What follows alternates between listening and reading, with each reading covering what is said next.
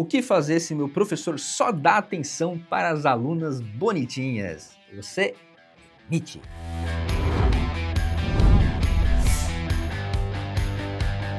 Fala gestor e gestora, tudo bem com você? No vídeo de hoje a gente vai fazer um formato um pouco diferente. Outro dia a gente abriu uma caixinha de perguntas lá no Instagram e foram muitas perguntas. Eu nem consegui responder todas por lá. Então a ideia foi pegar aquelas perguntas, porque elas também podem ser suas dúvidas, e responder em formato de vídeo aqui no YouTube. Inclusive, se você gostar desse formato, a gente faz um quadro disso. E aí, periodicamente, a gente vai ter vídeos de respostas de perguntas pontuais, coisas bem específicas do seu dia a dia. Então, se você gostar desse formato, já comenta aqui embaixo que a gente faz mais desse tipo e também já deixa suas perguntas aqui para um segundo episódio. Fechado? Sem enrolação, vamos para as perguntas. Eu vou ler aqui as perguntas, tá, pessoal? A primeira pergunta é: como lidar com o desentendimento interno entre os colaboradores? Já começamos bem, já é uma pergunta difícil essa. Algumas sugestões para você. O primeiro passo aqui é você tomar muito cuidado para não se enviesar, porque é natural que você tenha mais afinidade por uma pessoa ou por outra. Isso é natural do ser humano, tá? Não tem nada de errado. Então você tem que ouvir muito bem os dois lados. Entender bem o que está acontecendo. Se possível, explica o que você entendeu e verifica com a pessoa se você entendeu corretamente. O primeiro passo para resolver problemas é um alinhamento na comunicação. Todo mundo tem que estar na mesma página. Uma vez que você garantiu isso, você vai expor para a pessoa que trouxe o problema o que você está pensando de forma de resolução, para ver se isso faz sentido para ela. Vamos para um exemplo prático, tá?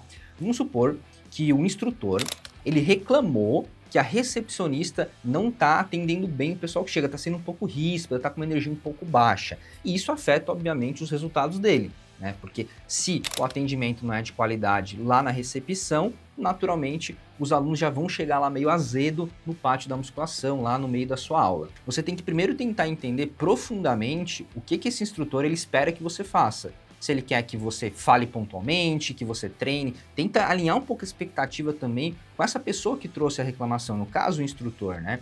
E também deixe muito claro com ele, combine com ele se ele pode citar o nome ou não. Tem gente que não gosta de ser citado, tem gente que prefere ser citado, tá bom? Então é muito importante que você alinhe isso com a pessoa antes. E no final das contas, eu prefiro tentar resolver sem envolver terceiros. Então eu sugiro você ir na recepcionista, entender profundamente o que está acontecendo, ensinar ou treinar ela para que aquele erro não volte mais a acontecer e deixar que o instrutor veja aquela melhoria. Então você resolve um desentendimento aqui sem ter que fazer as pessoas conversarem, discutirem. Tem gente que coloca as pessoas de frente para conversar. Eu acho isso uma baboseira, tá? A gente tem que resolver o problema. Imagina que essa recepcionista aqui, ela para de ter aqueles comportamentos ruins. E aí os alunos começam a entrar mais redondinho na mão do instrutor. O instrutor vai ficar feliz, o problema está resolvido, tá? Então, resumo da ópera: alinhar a comunicação, todo mundo tem que estar na mesma página e atacar o problema, né? Se o problema é na recepcionista, treina ela, melhora ela e resolve o BO. Segunda, essa aqui eu recebo muito. Se eu fosse fazer um top 5 das perguntas que eu mais recebo, provavelmente essa aqui estava no top 1 ou 2. Uma academia low cost irá abrir ao lado da minha. O que eu devo fazer? Clássica. Bom, algumas coisas precisam ser feitas, mas a primeira delas é entender qual é o seu posicionamento. Se você nunca parou para pensar nisso, você pode e vai ter um problema bem grande pela frente, tá? Porque quando abre uma academia desse tipo perto de você, é natural que as pessoas que frequentam o seu espaço, mas não são apaixonados pela sua marca, não têm uma experiência bacana, não se identificam com sua marca, com seus serviços, é natural que essas pessoas vão migrar. Então eu já vi várias vezes, principalmente as consultorias que eu dava antigamente, que o gestor se gabava de não fazer pesquisa de satisfação, de não se preocupar com esse negócio de fidelização, porque o negócio dele sempre foi estável, sempre cresceu, mas ele nem tinha clareza se realmente o negócio dele estava indo bem ou era só o contexto. Não tinha concorrência, o mercado de atividade física está crescendo, então o contexto gerava resultado para ele, não o mérito dele. E aí quando abria um concorrente, esvaziava, isso mesmo. Ele perdia praticamente todos os clientes dele. Então eu já vi isso acontecer várias vezes. E é quando o cara ia procurar uma consultoria, ia procurar uma tecnologia, ele começava a se mexer para tentar melhorar os resultados dele. Então é muito importante que você entenda o seu posicionamento. Vamos supor que você trabalha de forma bem personalizada. Então o seu posicionamento é treinamento customizado, acompanhamento premium e abre uma low cost perto de você. Você nem deve se preocupar, porque você nem está disputando o mesmo público que essa low cost. Agora, se você é um negócio que não tem uma estratégia, um posicionamento, aí você tem que talvez criar o seu. Não vai disputar preço baixo e infraestrutura com uma low cost, né? Eles vão ter infraestrutura de milhões, vamos botar lá Matrix, Tecnodim, uns equipamentos super caros e, obviamente, vão cobrar menos que você. E aí você vai perder nessa queda de braço. Não faz sentido você disputar na mesma estratégia que eles. Você tem que ter uma estratégia diferente. Inclusive, teve um cliente meu de consultoria que ele foi muito inteligente.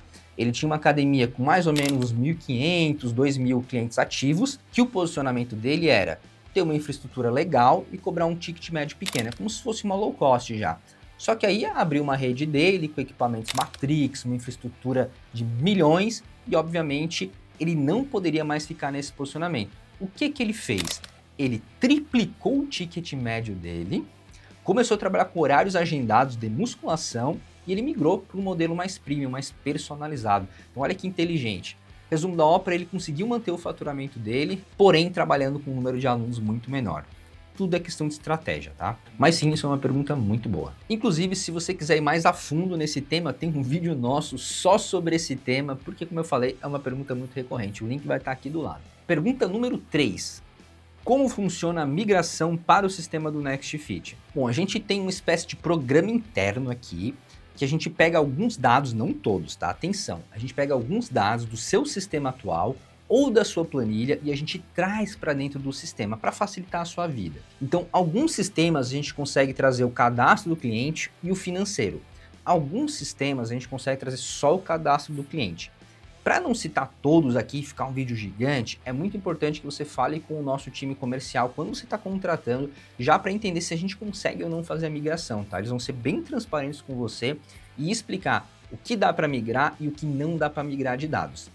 Mas, na maioria dos casos, é um botão que a gente aperta, um botão mágico, digamos assim, que vai pegar esses dados do teu sistema antigo ou da sua planilha e vai jogar para dentro do sistema. E aí você vai entrar e vai estar lá, Joãozinho, plano de musculação ativo, Maria, plano de CrossFit ativo. Vai estar tudo bonitinho lá, o cadastro e o plano do aluno na maioria dos casos, tá? É bem simples, não tem nada de complexo aqui. Mas antes da gente ir para a próxima pergunta, não esquece de se inscrever aqui no canal, porque toda semana tem vídeos novos, tá? Às 17 horas na quarta-feira. E claro, o canal já tem mais de 300 vídeos, tá? Então se inscreve no canal e deixa sua curtida para receber nossos novos conteúdos. Pergunta número 4. O que fazer se meu professor só dá atenção para as alunas bonitinhas? Você demite. Brincadeiras à parte, antes de demitir, é importante que você faça o que eu chamo de Feedback Radical Candor, que em tradução livre seria um feedback radicalmente transparente. Você vai chamar esse instrutor, olho no olho, e vai falar o seguinte para ele.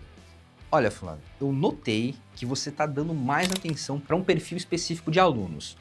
Mais precisamente, alunas com uma estética, digamos que mais privilegiada. Pelo menos isso é a impressão que eu tô tendo olhando de fora. E isso não pode acontecer. Primeiro porque é antiético, não é profissional, e o segundo que a gente tem que gerar resultado para todos os alunos. Então se você acompanha, se você ajuda só um tipo de aluno, os outros não vão ter resultado. Se eles não têm resultado, vocês não fidelizam. Se vocês não fidelizam, o negócio não vai ter lucro, não vai faturar, não vai crescer. Então é ruim para os dois lados. Em vez de só brigar, você tem que deixar claro para ele onde que está o ganha-ganha. Eu falo muito isso aqui no canal, né, gente? A gente sempre tem que entender o ganha-ganha. O que aquela outra pessoa ganha se ela aplicar o teu feedback? Nesse caso aqui, ele vai trabalhar numa empresa que está crescendo, que está lucrando, logo ele tem chance de ganhar mais e de crescer também. Então deixa claro para ele que essa predileção dele vai afetar o negócio e, consequentemente, ele também. E no final das contas, você fala para ele que isso é um ultimato. Esse tipo de assunto ele não pode ser pauta novamente, que você vai observar e se acontecer, você vai fazer o desligamento. Então é uma conversa curta, olho no olho, feedback transparente, sem gaguejar, sem fraquejar, você tem que ser direto e reto e cortar isso pela raiz. É inadmissível esse tipo de comportamento, por mais que a gente saiba que é bem batido e que acontece bastante.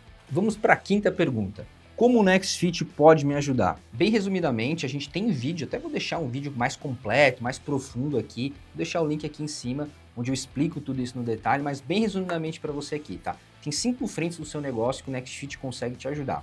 O primeiro dele, em gerar inteligência. Tem mais de 60 gráficos e relatórios para você tomar decisão dentro do sistema, tá? O segundo pilar, tempo. O sistema ele te ajuda a ganhar tempo em coisas que são repetitivas, burocráticas, como prescrição de treino, agenda, contato com os alunos. Então tem uma série de coisas que o sistema abstrai e facilita para você.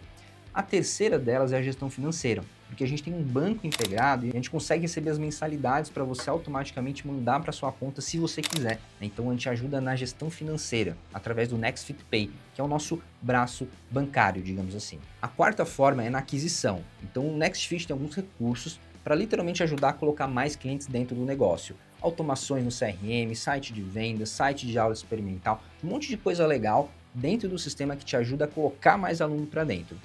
E por fim, a fidelização. O NextFit também consegue te ajudar a fidelizar mais alunos, tá? Tem vários recursos para isso, o principal é o próprio aplicativo do aluno, que melhora a experiência do aluno para que ele fidelize mais com você, ele moderniza o seu negócio e melhora a experiência do aluno, tá? Então, bem resumidamente, são, digamos que os 5 pilares da proposta de valor do NextFit, como ele te ajuda em termos de benefício. Vamos para a última pergunta agora. Eita, essa aqui também é polêmica, eu acho que é hoje que nós vamos ter aqui uns debates calorosos nos comentários. Um instrutor precisa ser shapeado? Dá um close, câmera. Vou responder assim, ó, fazendo um double bíceps. Brincadeira, gente, brincadeira. O instrutor, ele não precisa ser shapeado. Até porque o que é shapeado para você? É um Renato Cariani ou é um Kyle Raymond? Isso é muito subjetivo, tá? Mas eu acho que o instrutor, ele tem que ter um shape, no mínimo, que você olhe para ele e fala, cara, esse cara treina, ele é saudável. Não precisa ter 55 de braço, que nem os bodybuilders têm, mas eu tenho que olhar para ele e entender que ele sabe do que ele está falando. Eu tenho que olhar para o instrutor, e ver, pô, essa pessoa é saudável, essa pessoa ela sabe treinar, olha pro shape dela. Não tem que ser um bodybuilder, tá? Essa é a minha opinião.